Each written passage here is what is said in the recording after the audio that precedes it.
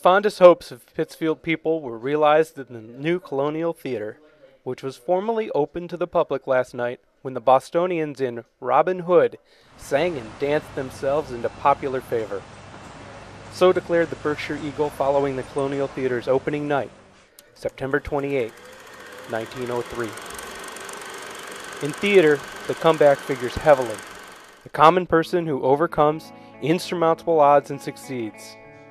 So too, it might be said of the Colonial Theatre in the Pittsfield of today.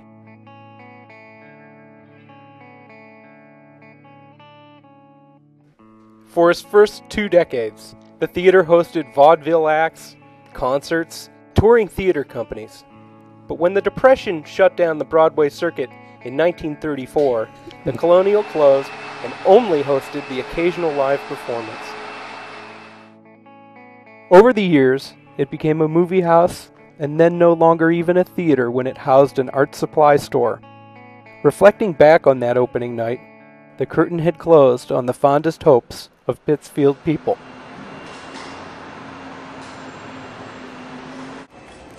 In 1987, talk grew to renovate the theater, bolstered by an expert's declaration that the darkened theater was one of the 10 finest in the country.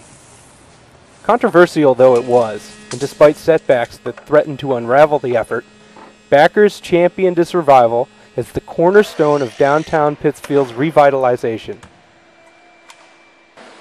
Even First Lady Hillary Rodham Clinton threw her personal endorsement behind it. So, in November 2004, the restoration of the Colonial Theatre had begun in earnest.